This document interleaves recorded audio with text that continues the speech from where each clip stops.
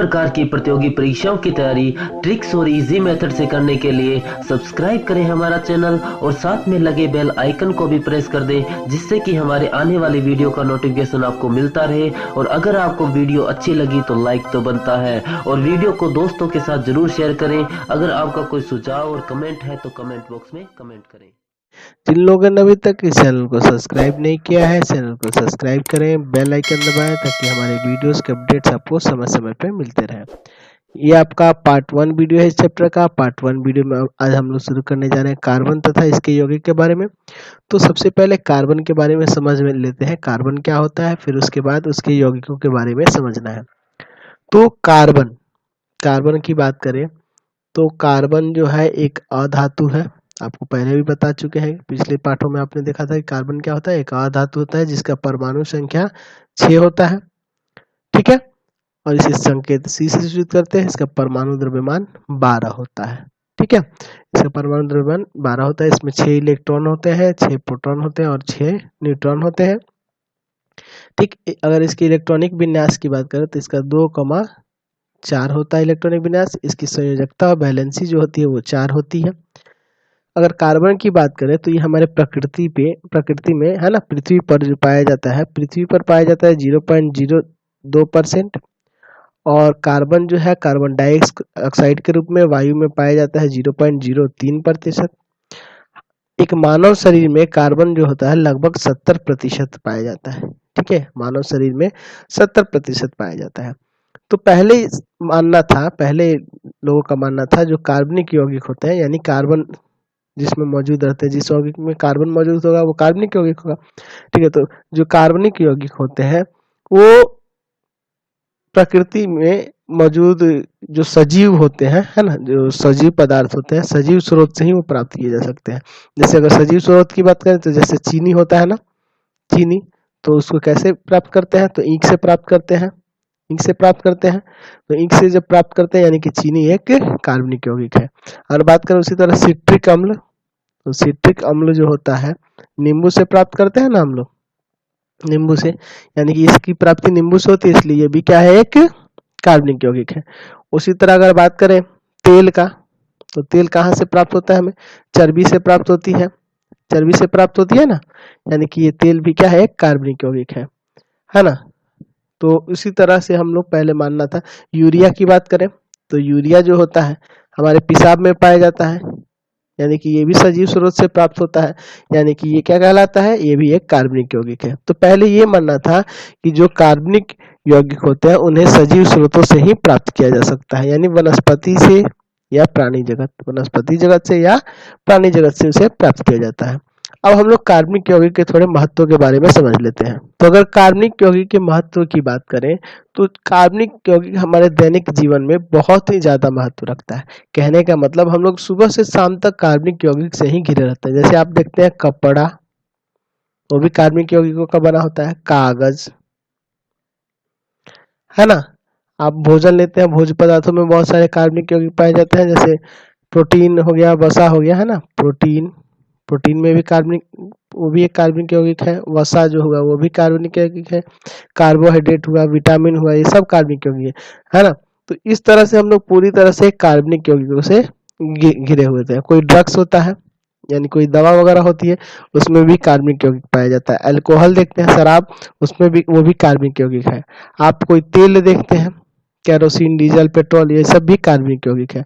आप बहुत सारे क्रीम वगैरह देखते हैं ना, क्रीम, ठीक है, बहुत सारे क्रीम देखते हैं फेस वाले या फिर, है ना, उसमें भी कार्बनिक यौगिक है। साबुन देखते हैं, उसमें भी कार्बनिक यौगिक पाया जाता है। यानी कि हम लोग पूरी तरह से कार्बनिक यौगिक से घिरे हुए हैं। ठीक है, कोई विस्फोटक जो होता है, यानी डायनामाइट वगैरह जो होता है, विस्फोटक में भी कार्बनिक यौगिक ही पाया जाता है।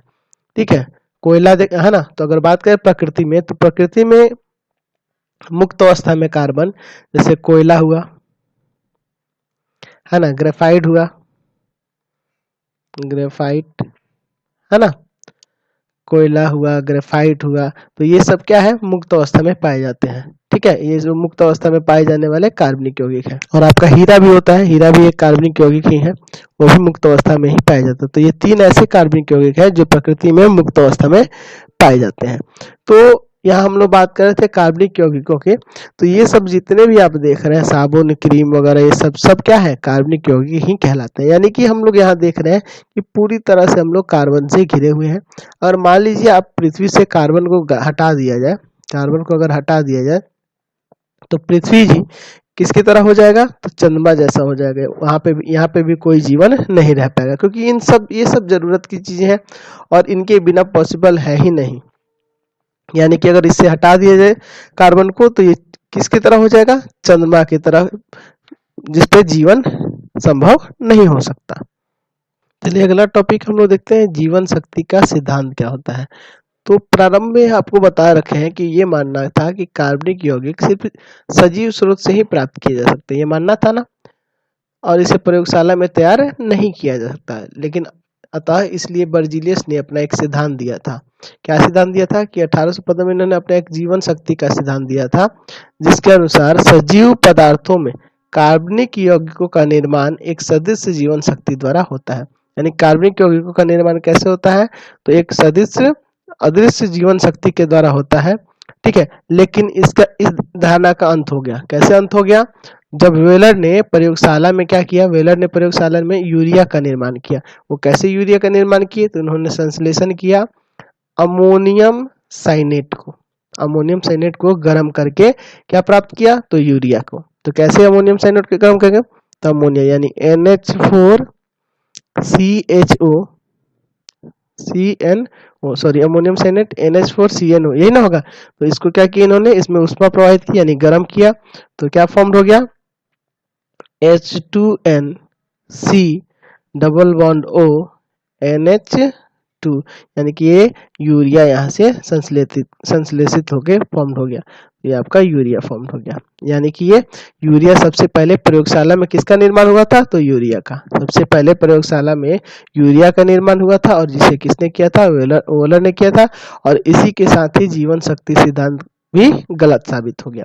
ठीक है, बाद में दूसरा जो संश्लेषण हुआ, दूसरा संश्लेषण होने वाला पदार्थ जो था वो कोल्बे द्वारा हुआ था, और उसे क्या नाम से जानते हैं हम लोग, तो एसिटिक अम्ल कहते हैं इसको।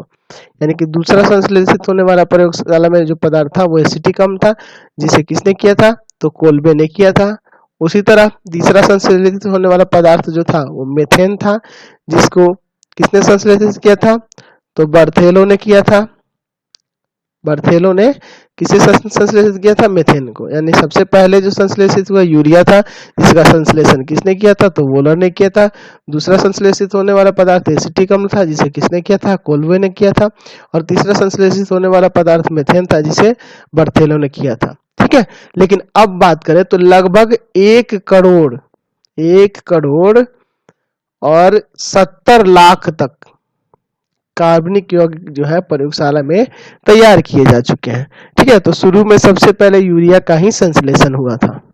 पिछले चैप्टर में हम लोग रासायनिक बंधन के बारे में पढ़े थे, जिसमें 2 तरह के बंधन होते थे, एक वैद्युत संयोजक बंधन होता था और दूसरा सहसंयोजक बंधन होता। तो थोड़ा हम लोग इसमें रिवाइज करेंगे सहसंयोजक बंधन के बारे में, क्योंकि इसमें इसका हम लोग प्रयोग करने वाले। तो सहसंयोजन बंधन के बारे में हम लोग थोड़ा समझ लेते हैं। ठीक है, सहसंयोजन बंधन क्या होता है। ठीक है, सहसंयोजक बंधन तो यानी पहला था, ये 3 तरह का होता है, आपको बता रखे हैं। पहला था एकल सह संयोजक बंधन। ठीक है, आपको परिभाषा पिछले चैप्टर में बता चुके हैं कि जब जब 2 परमाणु आपस में एक इलेक्ट्रॉनों का साझा करते हैं, है ना, यानी एक युग्म का इलेक्ट्रॉनों का जो साझा होता है वही एकल सहसंयोजक बंधन होता है। हम लोग पिछले चैप्टर में पढ़ चुके थे। जैसे हम लोग लिए थे हाइड्रोजन के 2 परमाणु, हाइड्रोजन, इनके बाह्यतम कक्षा पे एक इलेक्ट्रॉन है और ये आपस में साझा कर लिए थे, इस तरह से अपना अष्टक पूरा कर लिए थे, और इनके बीच में सिंगल बॉन्ड बना था। इनके बीच में सिंगल बॉन्ड इस तरह से बना था। तो ये एकल सहसंयोजक बंधन था। दूसरा हम लोग पढ़े थे द्विक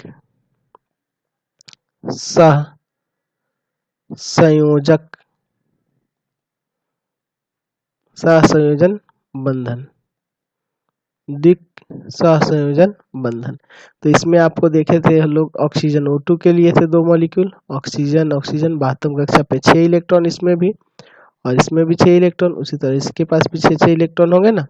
चलिए, तो इसका ये अपना अष्टक पूरा कर लेगा इस तरह से और ये अपना अष्टक पूरा कर लेगा इस तरह से, यानी यहाँ 2-2 जोड़ा का हुआ है, यानी इसको द्विसहसंयोजक बंधन और इस तरह से 2 लकीर किया जाता है। तीसरा आपका था त्रिक, तीसरा क्या था? त्रिक सह संयोजक बंधन, त्रिक सहसंयोजक बंधन। तो इसमें क्या था? नाइट्रोजन के 2 मॉलिक्यूल परमाणु लिए थे और ये आपस में क्या किए थे? तो इसके 72 कक्षा पे 5 इलेक्ट्रॉन होते तो 2 इधर और 3 इधर, उसी तरह इधर 3 हो जाएगा और ये वाला 2 इधर हो जाएगा। इसको 8 की जरूरत है, अपना 8 पूरा कर लिया ना अष्टक, ये भी इसको भी 8 की जरूरत है, अभी अष्टक पूरा कर लिया, यानी बीच में 3-3 का साझा हुआ, यानी 3 युग्म का साझा हुआ, यानी ट्रिपल बॉन्ड। तो इस तरह से हम लोग पहले पिछले चैप्टर में इसको पढ़ चुके थे।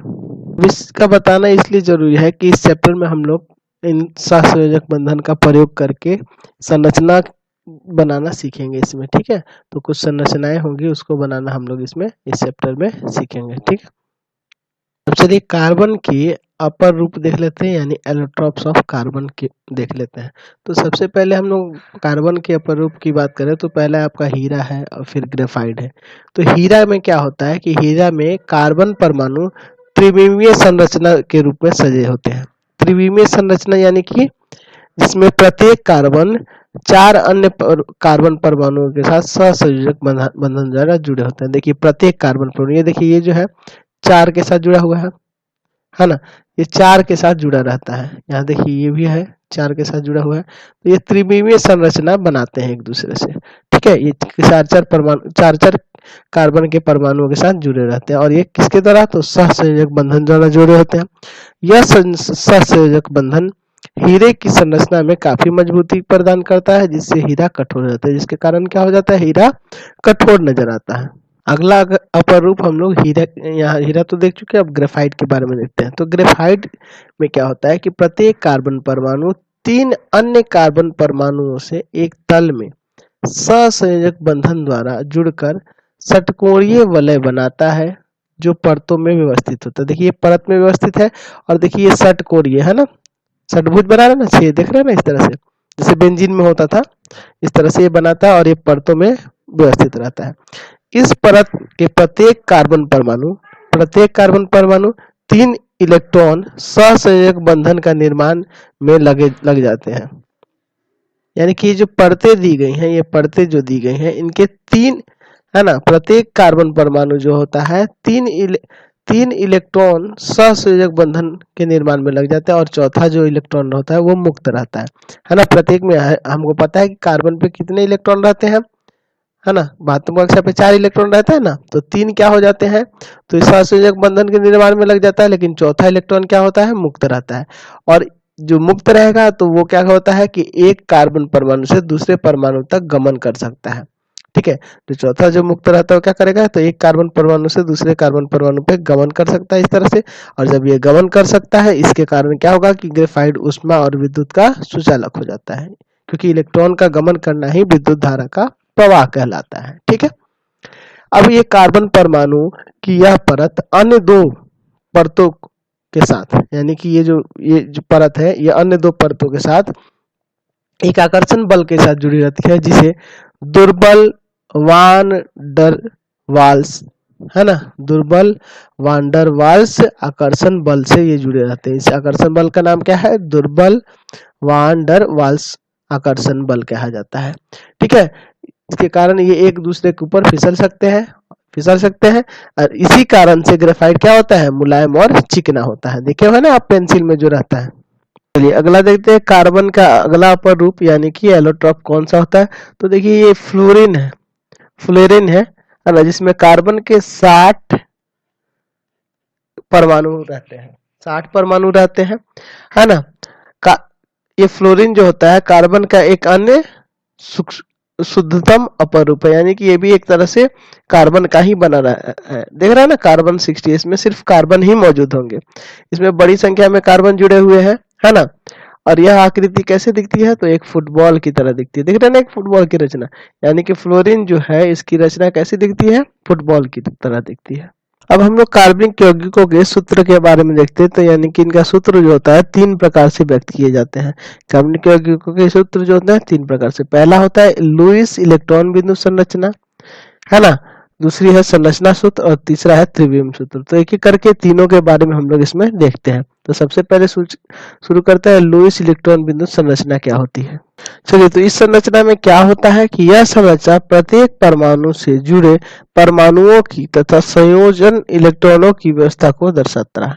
यानी कि यह संरचना क्या करता है कि उस परमाणु से जुड़े परमाणुओं को और उसमें जो संयोजी इलेक्ट्रॉन है उनकी व्यवस्था को दर्शाता है। तो पहले इसका एग्जाम्पल हम लोग देखते हैं क्या होता है।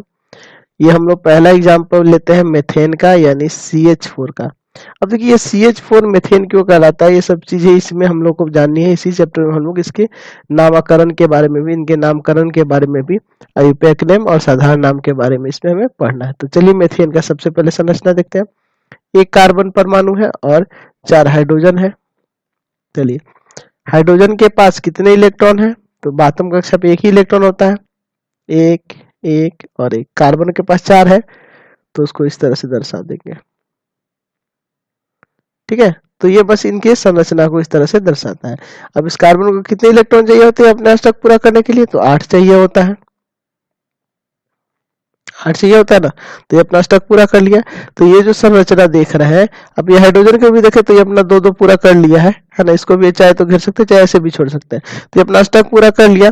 तो यही है लुईस इलेक्ट्रॉन बिंदु संरचना।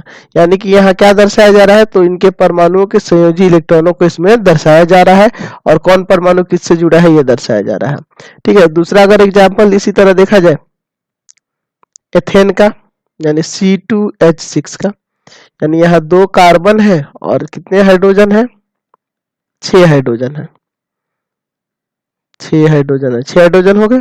वास्तव कक्षा पे इनके एक एक इलेक्ट्रॉन है ना हाइड्रोजन पे, और कार्बन पे कितने होते हैं, तो 4 होते हैं, 1 2 3 और ये 4। उसी तरह ये भी 1 2 3 और 4। तो इस कार्बन को 8 चाहिए ना, तो देखिए अपना अष्टक पूरा कर रहा है ना, यही इसमें दर्शाया जा रहा है।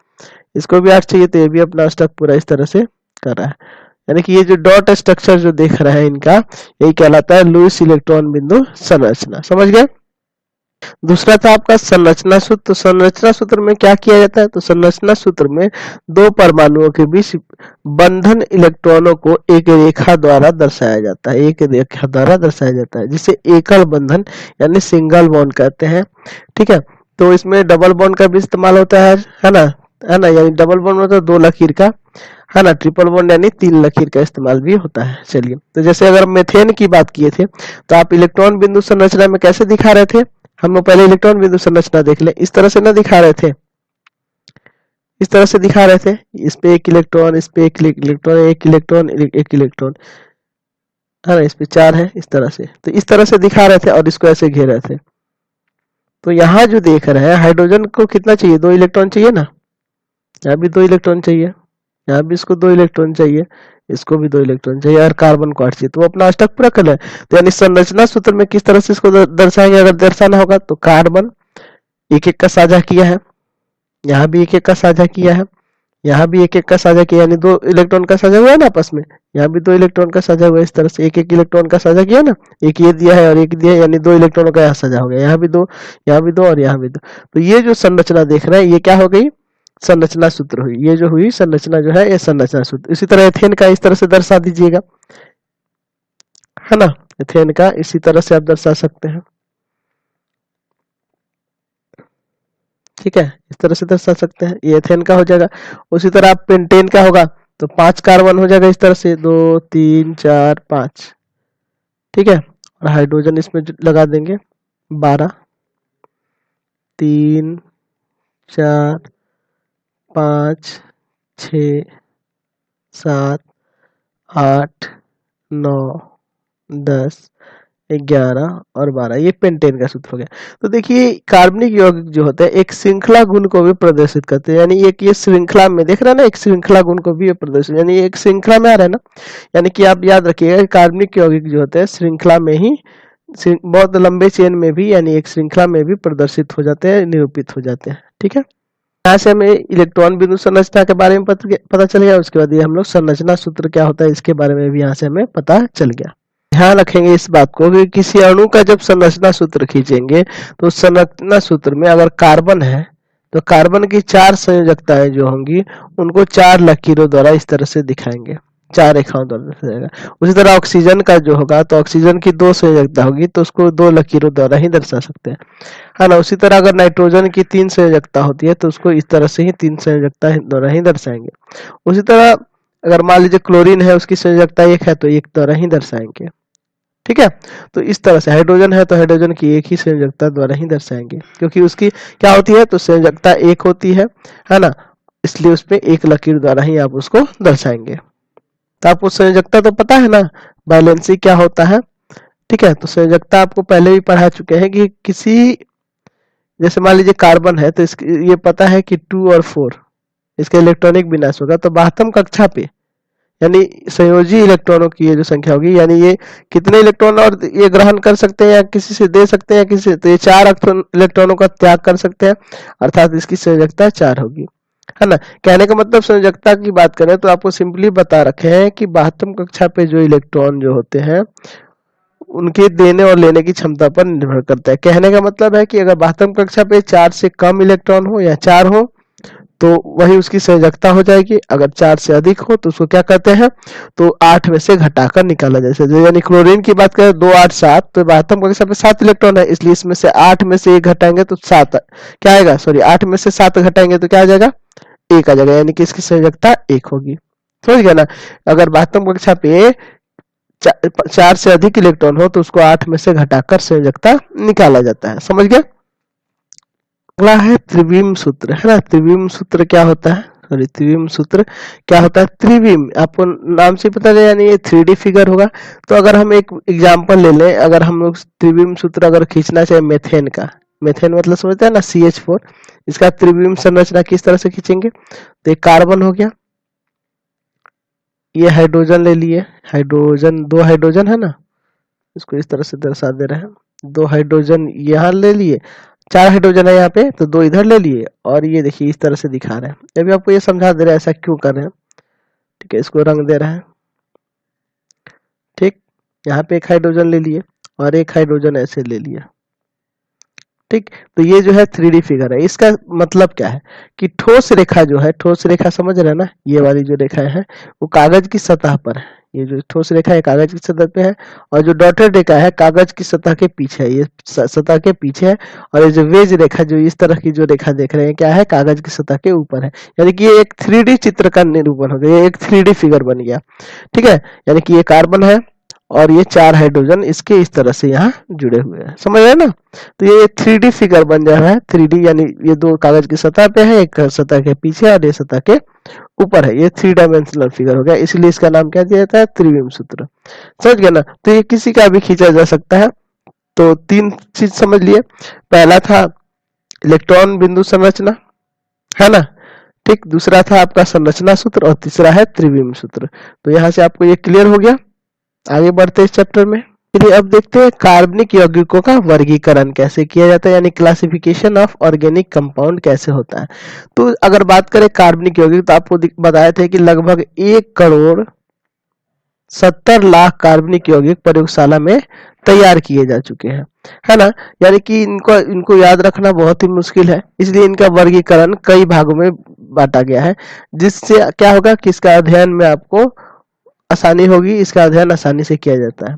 तो सबसे सरलतम कार्बनिक यौगिक की बात करें तो हाइड्रोकार्बन कहलाता है। हाइड्रोकार्बन क्या मतलब, जो हाइड्रोजन और कार्बन के संयोग से बना हो वही क्या कहलाता है, हाइड्रोकार्बन कहलाता है। ठीक है, तो हम लोग इसमें बहुत कई प्रकार के हाइड्रोकार्बन के बारे में, इसमें उनके संरचना के बारे में, उनके नाम के बारे में, आईपेक नाम के बारे में, साधारण नाम के बारे में हम लोग देखेंगे। ठीक है, तो चलिए हम लोग इसमें आगे बढ़ते हैं। फिर अगला बात करते हैं क्रियाशील मूलक की, यानी क्रियाशील मूलक क्या होता है। ठीक है, तो किसी कार्बनिक यौगिक में उपस्थित वह समूह जिस पर यौगिक का रासायनिक गुण निर्भर करता है। कहने का मतलब वह समूह होगा जो उस कार्बनिक यौगिक का रासायनिक गुण उसी के ऊपर निर्भर करेगा और उस यौगिक को क्रियाशील समूह कहते हैं। कहने का मतलब है, जैसे एग्जांपल लेते हैं CH3OH, CH3OH, तो इसका नाम है मेथिल अल्कोहल, है ना, मेथिल अल्कोहल। तो इसमें जो CH3 देख रहे हैं ये आपका अक्रियाशील मूलक है, अक्रियाशील मूलक कहलाएगा, अक्रियाशील मूलक होगा या अक्रियाशील समूह होगा, ठीक है। और दूसरा यहाँ बात करें OH की, तो ये क्रियाशील समूह होगा या क्रियाशील मूलक होगा, ठीक है, क्योंकि इसकी क्रियाशीलता जो होती है ना, ये क्रियाशील मूलक है। कहने मतलब कि इसमें इस यौगिक का, किसका, तो ये जो देख रहे हैं मेथिल अल्कोहल, इस यौगिक का जो अल्कोहल होने का गुण किस पे निर्भर करता है, तो इसके क्रियाशील समूह यानी OH पर निर्भर करता है। यानी कि OH जो है यहाँ क्रियाशील समूह है यानी क्रियाशील मूलक है। तो क्रियाशील समूह, क्रियाशील मूलक कैसे समझ गए कि किसी कार्बनिक यौगिक में, किसी कार्बनिक यौगिक यानी ये कार्बनिक यौगिक हुआ, इसमें उपस्थित वह समूह जिस पर यौगिक का रासायनिक गुण निर्भर करता है। यानी कि इस यौगिक का रासायनिक गुण किस पे निर्भर करता है, OH पर। यानी कि जो ये OH देख रहे हैं एक क्रियाशील मूलक है ना, यह क्रियाशील समूह है। समझ गए। तो अब हम लोग इसमें कुछ एक क्रियाशील समूह दिए गए हैं जिनके नाम आपको याद रखने होंगे इस चैप्टर में। जैसे OH है, यानी कि इसकी संरचना इस तरह से होगी और इसका नाम जो होगा हाइड्रोक्सिल समूह होगा, यानी कि अल्कोहल ये वर्ग में आएगा। इसके वर्ग का क्या नाम होगा, अल्कोहल होगा, ठीक है। उसी तरह O जो है इसका संरचना यही रहेगा, ईथर समूह होता है और ये ईथर वर्ग में आएगा, ठीक है। CO जोड़ने का मतलब है कार्बोनिल समूह होगा, ठीक है, और एक इसमें आता है कीटोन में या एल्डिहाइड समूह में, ठीक है, ये उस वर्ग में आएगा, ठीक है। उसी तरह अगर आपका है CHO, सिंगल बॉन्ड CHO जुड़ा होगा, यानी इस तरह इसकी संरचना खींची जाएगी तो इस तरह से होगी। ये संरचना खींचना आपको आगे पढ़ाएंगे कि किस तरह से संरचना खींची जाती है। ये एल्डिहाइड समूह होता है। उसी तरह R, देखिए R जो होता है ये एल्किल समूह के लिए होता है। ये एल्किल समूह क्या होता है, इसी में आगे जाके जानना है हमें एल्किल समूह क्या होता है। इसी चैप्टर में हम लोग एल्किल समूह के बारे में जानेंगे। तो बस यहाँ यही जानिए कि R जो है एल्किल समूह है और CO जुड़ा होगा तो ये कौन सा समूह हो जाएगा, तो कीटोनिक समूह हो जाएगा और इसे कीटोन वर्ग में रखा जाता है, ठीक है। उसी तरह ये Cu जुड़ा होगा, COOH जुड़ा होगा, इसका संरचना इस तरह से होता है जो आगे हम आपको बताएंगे। जो किस समूह से होता है, तो कार्बोक्सिलिक समूह से होता है और ये कार्बोक्सिलिक अम्ल वर्ग में पाया जाता है। ये कार्बोक्सिलिक अम्ल कहलाता है, ठीक है। जहाँ पे Cu जुड़ा होगा तो वो कार्बोक्सिलिक अम्ल में आ जाएगा। उसी तरह कुर, COOR, यानी कि R यहाँ क्या है, तो ये R एक एल्किल समूह है, ठीक है। ये R क्या है आपका एल्किल समूह है, यहाँ ऊपर आपको बता चुके हैं। तो ये इस तरह से जब इसका संरचना जो होगा COO इस तरह से ये जुड़ा रहता है, ठीक है। इसकी संरचना के बारे में हम लोग आगे इसमें पढ़ेंगे। ये एस्टर समूह है यानी एस्टर वर्ग में पाया जाता है।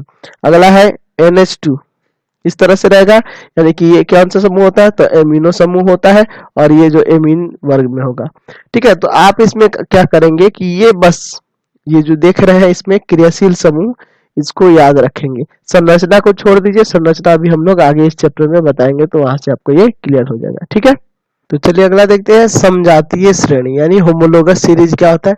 तो कार्बनिक यौगिकों के इस श्रेणी में किन्हीं दो क्रमागत यौगिकों के अणुओं में CH2 का अंतर होता है, वही क्या कहलाता है, समजातीय श्रेणी कहलाता है। जैसे अगर बात करें मेथेन, एथेन, है ना,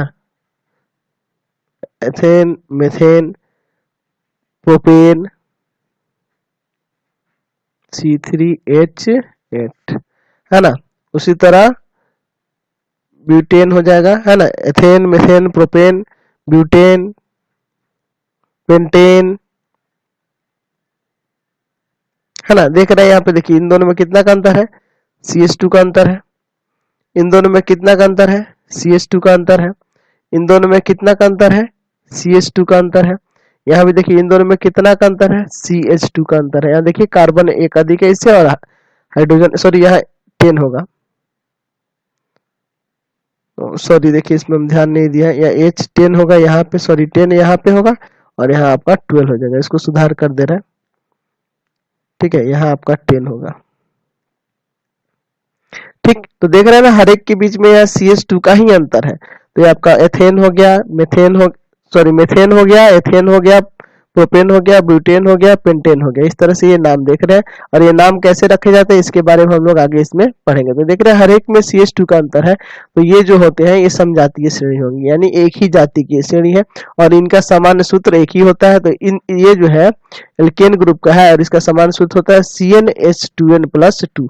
आप देख लीजिए, अगर इनके जगह यहाँ 1 रखिएगा तो C1 यानी C होगा, और यहाँ 1 रखिएगा तो 2 4 हो जाएगा, CH4 आ जाएगा।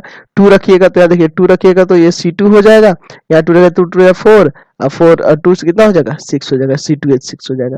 तो ये जो रखते रहिएगा 3 4 ये आपका आते जाएगा। तो ऐसी जो श्रेणी देख रहे हैं ये क्या कैसी श्रेणी होती है, तो समजातीय श्रेणी। ठीक है, तो यहाँ से आपको समजातीय श्रेणी समझ में आ गया। तो इसके लिए समजातीय श्रेणी के सामान्य सूत्र जो होते हैं सबके लिए एक ही होते हैं। ठीक, समझ गए, जैसे इसका सामान्य सूत्र CnH2n+2 होता है। तो अब इसी के साथ इस वीडियो को इन कर देते हैं। अगर हमारा चैनल आपको अच्छा लगता है तो चैनल को सब्सक्राइब कर दे, बेल आइकन दबाएं, ज्यादा से ज्यादा दोस्तों में शेयर करें।